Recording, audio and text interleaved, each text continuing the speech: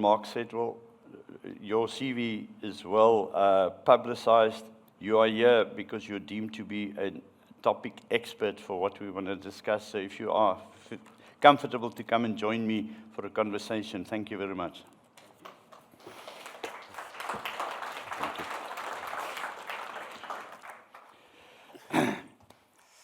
So, I don't know what medicine you're on for looking so young, because your CV is either a lie or you've achieved a hell of a lot.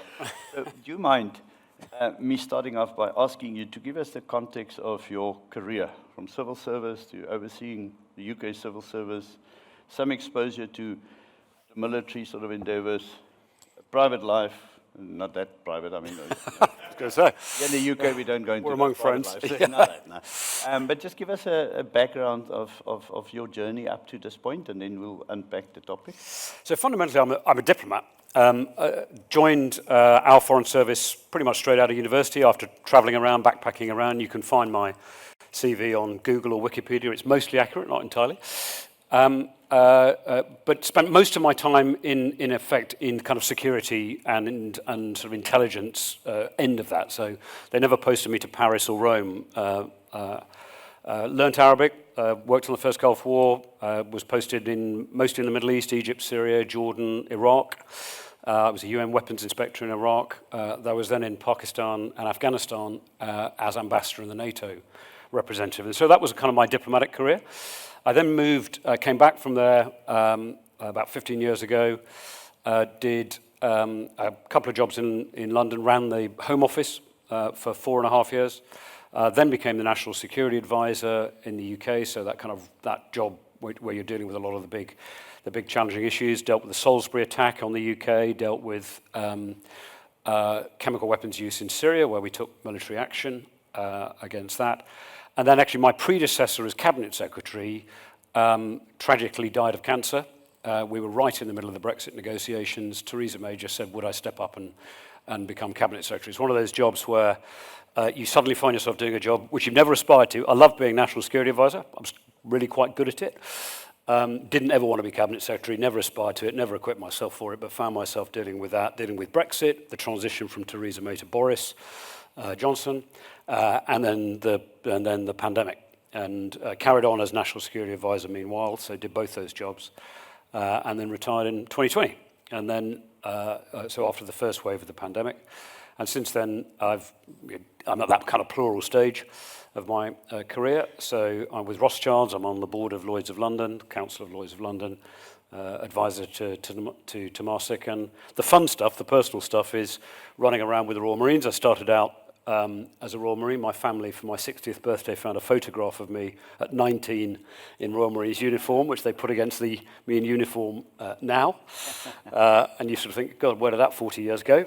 So I do quite a lot of work with special forces charities and a bit of academic stuff and so on as well. I've just become chair, or I'm actually about to become chair, so I've just been announced as chair of IISS, the think tank, the International Institute of Strategic Studies. So that's my life. Phenomenal.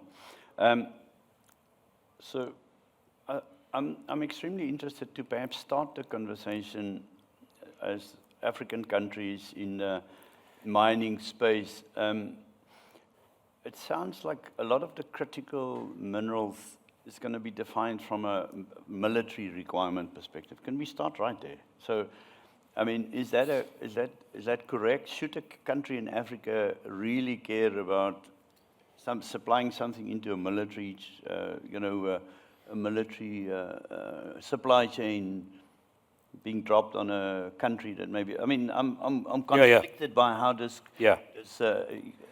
plays out. So, give us a perspective, a UK perspective or a political perspective on critical minerals for the military. Well, the important thing to say is that is just a subset, and actually quite a small subset of the wider issue, because climate change and the technological revolution are really driving this. So much easier to be supportive. Exactly. And actually, what is also striking about military use now is so much of it is dual use. So traditionally, the defence sector, the defence industrial sector, was pretty separate from most of the civilian industrial sector. That is no longer the case now because, as we've seen in Ukraine, as the Israelis have shown, the same technologies that you use in civilian life, drone technology, all the rest of it, but just the chips, just the software, all of that is dual use, and so it would be actually pretty challenging to disentangle supplying a country or an intermediate supplier with critical minerals for them to turn into whatever refined products, et cetera, that are purely for civilian, purely for defense. The truth is, though, look, I was never a believer in the idea that ESG should ethical investing should exclude defense. It's nuts. Defending democracy is a highly ethical thing to do. Defending your own nation is the first duty of every government, whatever your political system. So the idea somehow or other that countries shouldn't be participating in that, supporting other countries, supporting their allies and partners in actually having effective defense is just wrong in my view. Now, of course, you're not going to support your adversaries or potential adversaries, but that's a different judgment. It's not an ethical judgment, that's a political judgment. So, thank you, and I wanted to go there so that we can then just speak about minerals and critical minerals without subsets. But can we then go to the sort of allies and adversaries? As a South African, my government doesn't know who the allies and adversaries are sometimes. It feels like we've got loyalty to the past and we have got desires to a future, and those things never meet.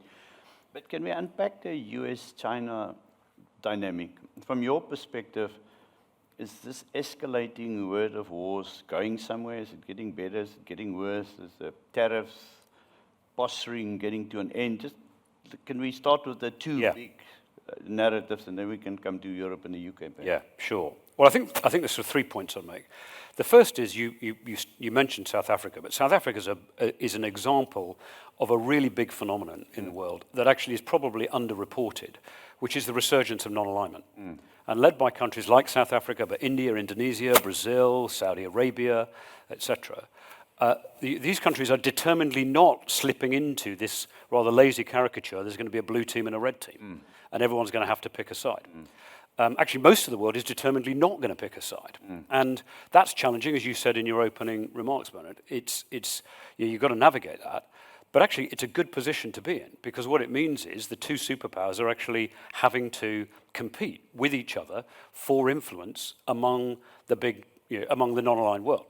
And the big difference with the non-aligned movement, capital NAM, of the Cold War, is that during the Cold War, most of these countries were economically tiny. The economies of India and China together during the Cold War were less than the size of the economy of the UK. And now they're the biggest economies in the world. And so the economic importance of the non-aligned, not movement, is not quite the same, but of this resurgence of non-alignment is really critical now.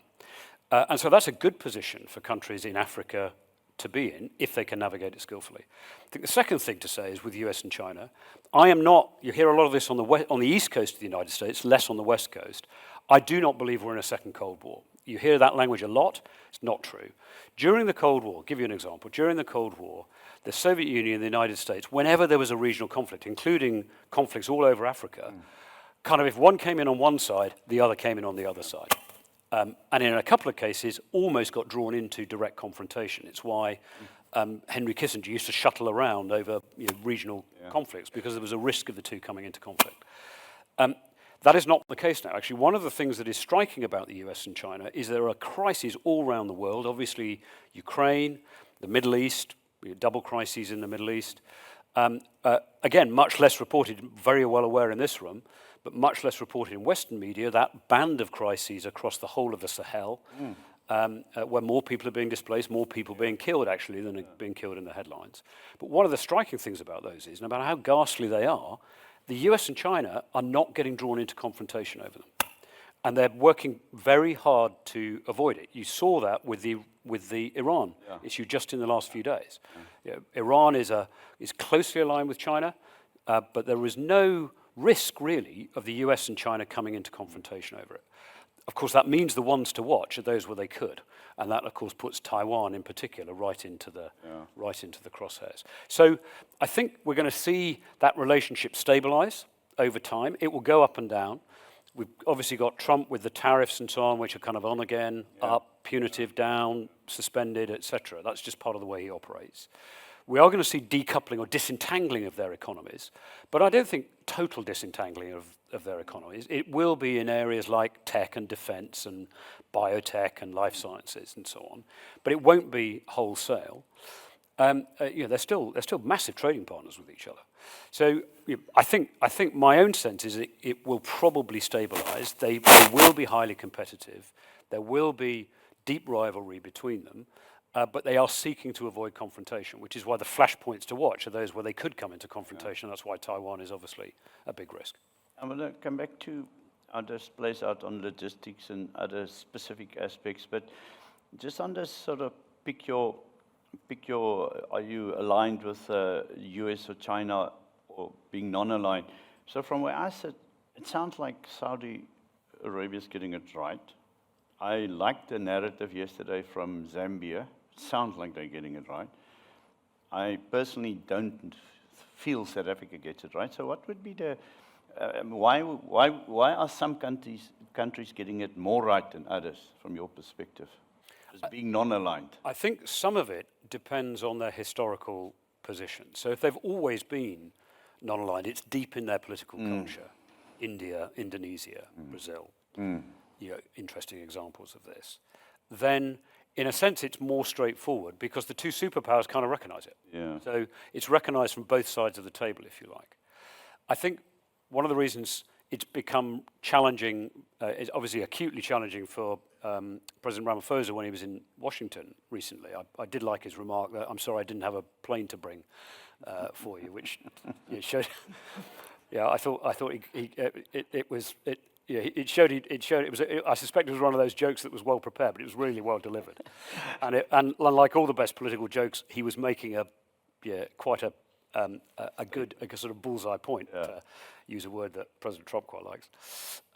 It's more challenging, I think, if for countries that have traditionally been aligned with one or the other, and where in particular the security and economic relationships are imbalanced.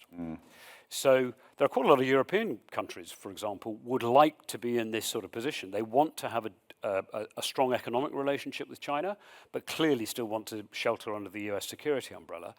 It's much harder there because it feels more like a binary choice.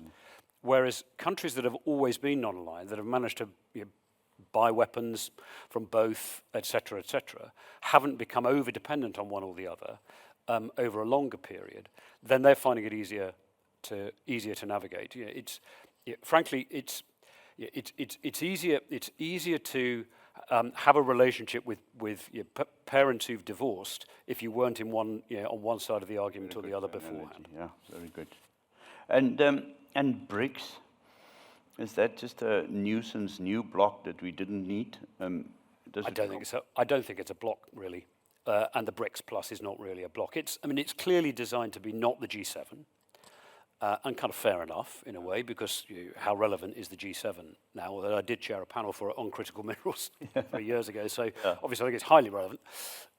But it's clearly designed to be that. But if you look at the BRICS, it's a pretty mixed group now, particularly the BRICS Plus. And of course, most of those countries, if you buy the non-aligned argument, are fundamentally non-aligned. Some are very closely aligned with each other. The big difference in the China-Russia relationship is now who's in charge. During most of the Cold War, the Soviet Union was the senior partner. Then they massively fell out in the 1960s, which is why Kissinger and Nixon were able to pull China away from the Soviet Union and actually get into largely a non-aligned position, not really a US-aligned position.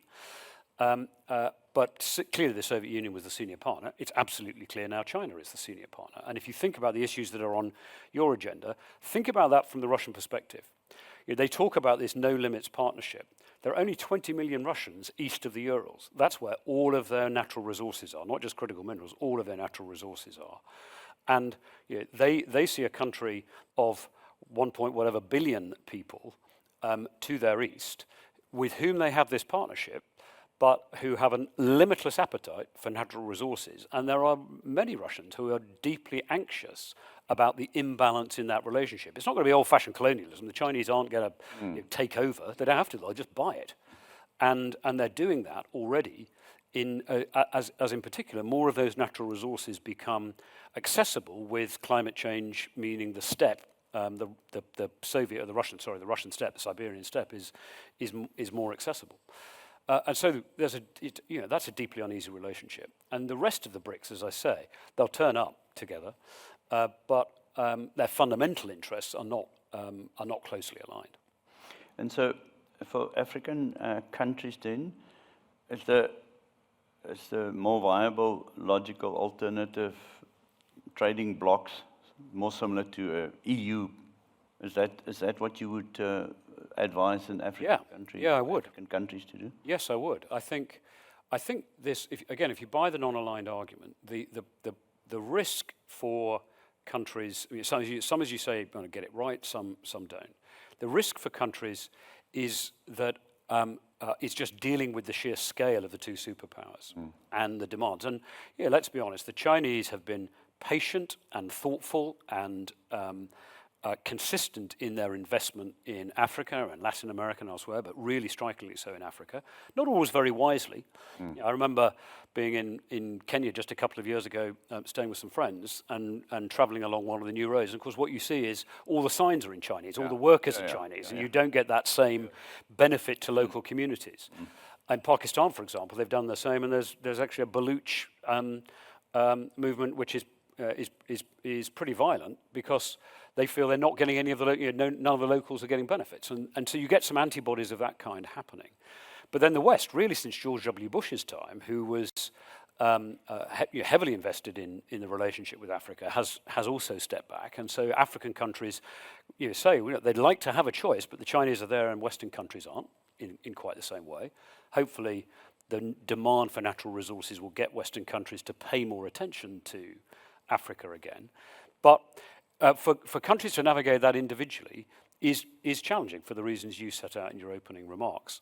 If African countries, Africa is not a country, of course, but if African countries can come together in a sort of trading alliance with each other, operate more as a bloc, then they will find that you have more negotiating power at the table. Yeah, and then those numbers really add up, and then the large population is really a large population. Well, and let's not forget demographics. The other big trend in the world. Half the babies born in the world in 2050 will be born in sub-Saharan Africa. It's the only part of the world that doesn't have an aging population. Even India has an aging population, very slow. But sub-Saharan Africa is the only part of the world that doesn't have an aging population. That's a big factor. So the mining companies, I mean, quite a few of the mining companies represented here are in multiple jurisdictions. Of course. So your advice to a CEO or a board of a mining company, your model up to now may have been port to pit, you mine it, you ship it, it goes to China. That may be perfectly fine, but your shareholders and other stakeholders sits in the rest of the world. How do a company navigate this? So countries we have explored. Some get it right, some get it wrong. It's not easy. For a mining company, what would you advise? So, I mean, it will obviously vary, and people like Rothschild or McKinsey or others make a lot of money advising individual companies. They're not up here. I mean, they're not sponsoring. No, I know. Problem. I know. But we are working on it. Well, they're sitting on the front row, so they need to. You need to ask them that. She's even blushing. Actually, that's the first time I've made Fiona blush.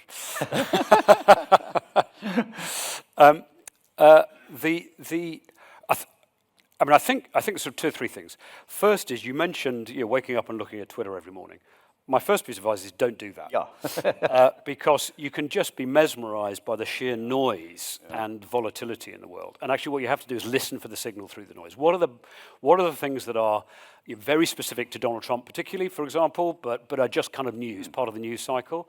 What are the things that are more enduring and are settled? Protectionism now seems pretty settled, for example, in the American political system. No Democrat's going to run in 2028 globalist free trade platform. So those are sort of factors. So the first thing is listen for the signal through the noise. What are the big trends that companies, investors who are on cycles of 10, 25-year cycles, you've got to think about those things, which is why you've got to think about demographics and climate change and technological revolution and those kind of things. So that's the first thing I'd say. The second thing is, in a way, it's like any other business. You want to have as diversified a customer base and as diversified a supply chain as you possibly can, because it gives you resilience. It doesn't make you over-dependent. And so what I would certainly be doing as a mining company is thinking about that. How can you find a way of selling to China and selling to Western companies, and indeed to businesses in the newly emerging economies? India's going to have the same kind of appetite for natural resources that China has had, even though they have more of their own. Brazil, these economies are enormous. So, almost any business person wants to have as diverse a customer base and as diverse a supply chain as they can.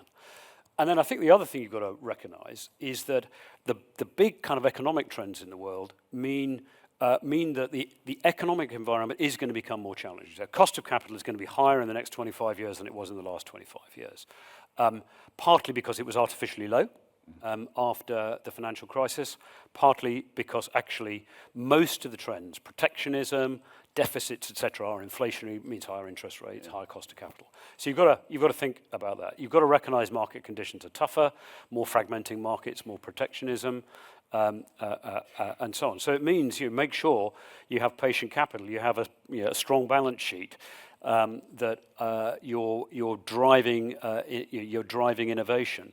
It's kind of Thatcherism for business in a way. Yeah. And it's those kind of things that I would suggest the mining companies, like actually any other multilateral business, needs to think about. Yeah. I want to put two more questions. Then I'm going to look on Twitter to see if there are more questions from the audience. Yeah. I have to check my phone for the questions in a minute. If you check your phone, it doesn't mean you're getting bored with the conversation. I'm just a teenager. I live on my phone. No, so the flashpoints of the world when it comes to logistics. So, I mean, I'm old enough to know we never spoke about COVID before it really happened. We didn't speak about the Suez Canal incident before it happened. So afterwards, we're very clever. What are the things that you think are potentially impacting or another shock on the system from a logistics point of view? Are any of these current flashpoint wars further threatening?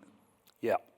Well, of course, I mean, if I could genuinely predict the future and its impact on markets, I'd be a billionaire. Because I'd have bought gold and I'd have shorted something else and all the rest of it. Buy gold anyway. Yeah, exactly. Yeah, always buy gold. Yeah.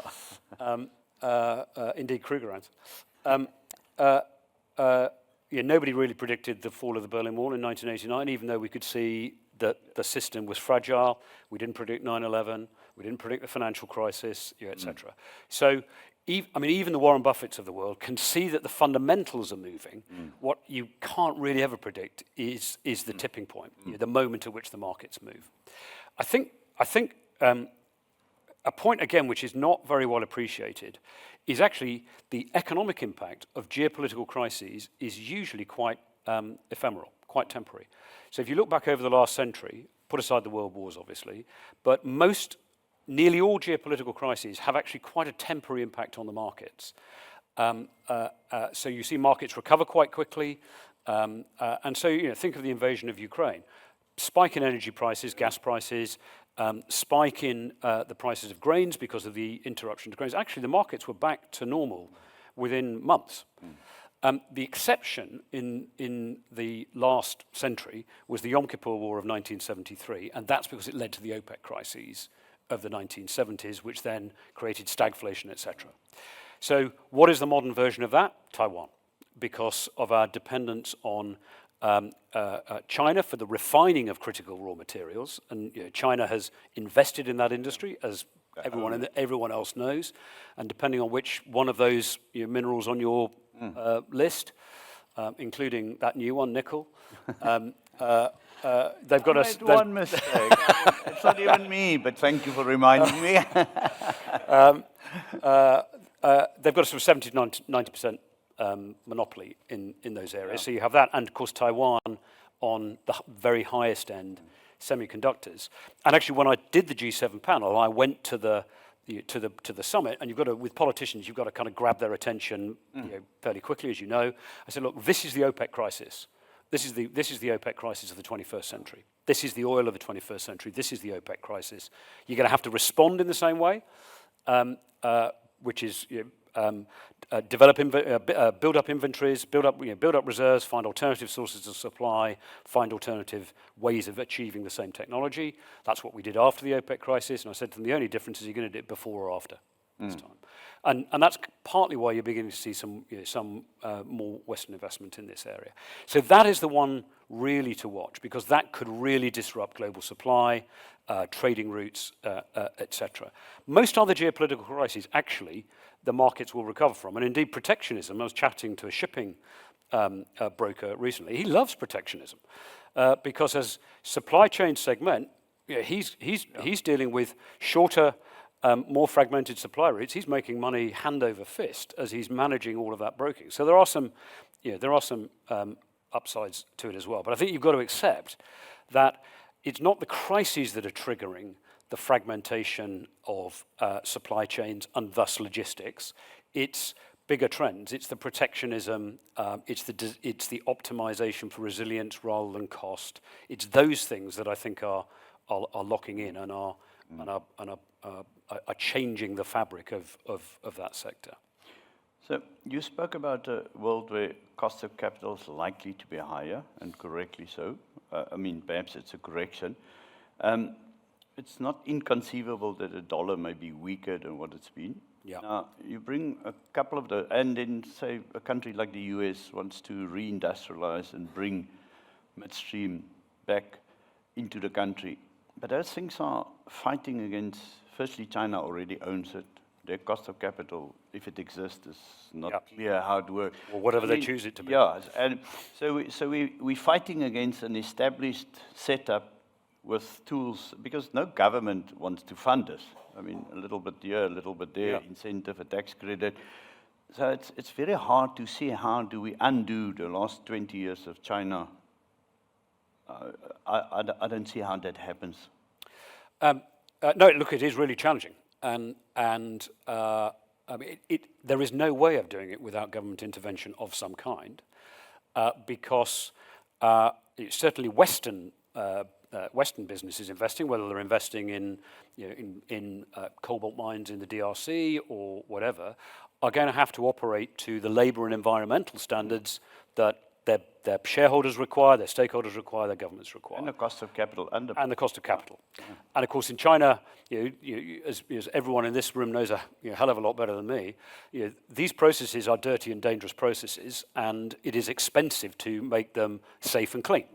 And therefore, even if we had a level playing field, there has to be some kind of government intervention in order to ensure that as you build up alternative sources of supply, that they can't simply be undercut. And we know the Chinese will, as they've done with steel, they will dump at below cost price in order to maintain their long-term monopoly position. By the way,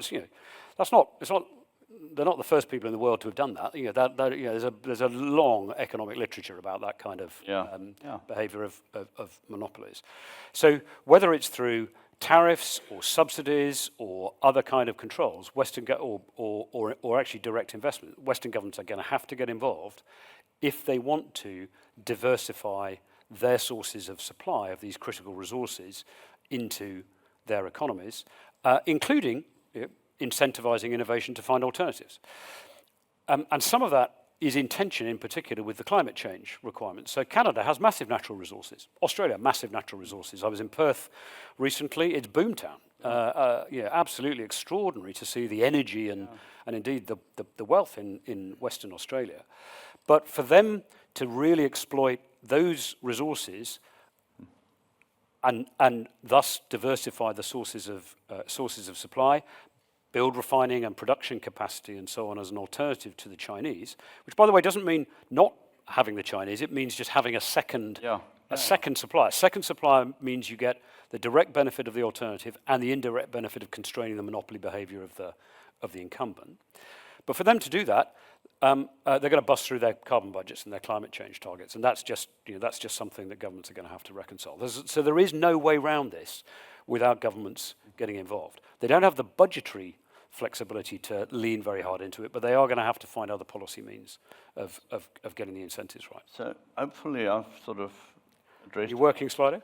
20 of these questions in our conversation, and we are running out of time, which was always going to happen, but I want to put one specific question. So it's really back to the, so this comes from Richard Morgan. Are Saudi and the Gulf states the answer to the capital shortfall facing mining companies? It keeps on coming up, but there's new money. We must just all go to the new money. Do you think an African country or an African mining company is going to find the Saudi money a solution? Well, it's part of the answer, but don't think that they are just exporters of capital anymore, because they aren't. We're used to thinking of Saudi Arabia, and indeed the Gulf countries that way, massive generators of capital because of oil, et cetera, et cetera. Actually, they're now importing capital as well, because they're seeking to diversify their economies, not simply be natural resource economies. So the idea that there's just a huge check out there from Gulf investors, if it were ever true, is definitely no longer true. So if you want Saudi money or Emirati money or Qatari money in your mining company, you're going to have a business case that makes it look like a really good commercial proposition for them. And in most cases, particularly if you want money out of the big sovereign funds, the PIF or ADIA, et cetera, you're also going to have to be able to demonstrate how that benefits their economy. It's not just a good commercial proposition. They are looking for knowledge transfer, technology transfer into their own economies to diversify as well. So that is not kind of just freely, cheaply available money anymore, because they're now deploying it back into their own economies, and they're pretty hard-nosed, rightly hard-nosed about the commercials of the investments they make outside. Definitely worth looking at, because they've got the money, but you've still got to make a really good business case if you want them to invest. And as I say, you've got to, particularly with the sovereigns, you've got to have a part of that case has to be the direct benefit to the diversification and development of their economies.